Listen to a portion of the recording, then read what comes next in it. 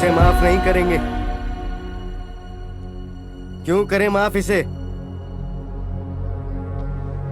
हमारी लड़कियां गांव में किचन संभाल के, घर संभाल के बहुत खुश थीं।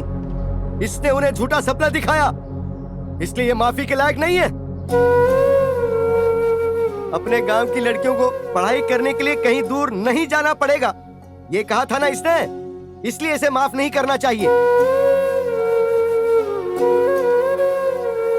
अगर हमें पता चल जाता कि हमारी बेटियां गुम गई हैं, तो सबके सब हार्ट अटैक से मर जाते। उन्हें बचाने के लिए इसने अपनी जान की परवाह नहीं की, इसलिए इसे माफ नहीं करना चाहिए।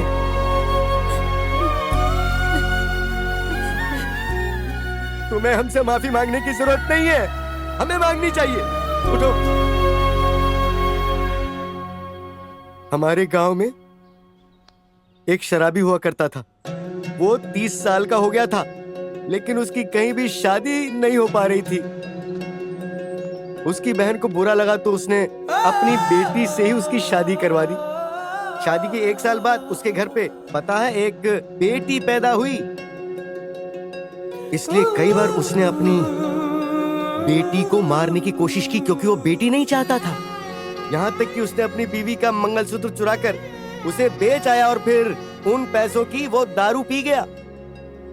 कुछ महीने बाद जब बेटी बीमार हुई तो उसे हॉस्पिटल ले जाते समय उसने सोचा कि उसे नदी में फेंक देता हूँ, लेकिन अपनी बेटी के चेहरे पर मासूम मुस्कान देखकर वो तरस खा गया। फिर बेटी बड़ी होकर स्कूल जाने लगी और अपनी पूरी क्लास में वो फर्स्ट आई। तब हेडमास्टर ने उससे पूछा कि बेटी बोल तुझे क्या चाहिए? तो उसने कहा कि मेरे पापा को नौकरी दिलवा दो। तब हेडमास्टर साहब ने उसके पापा को बैंक में सिक्योरिटी गार्ड की नौकरी दिलवा दी।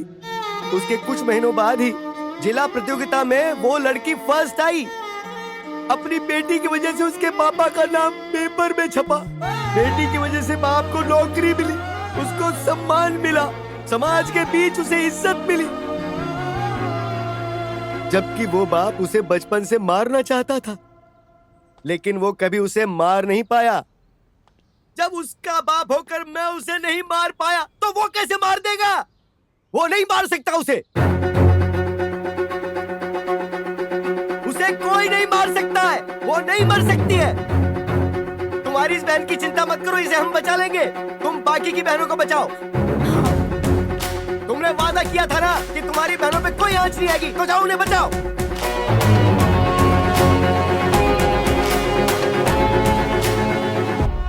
मेरी पूरी टीम को मैंने किडनैप कर लिया।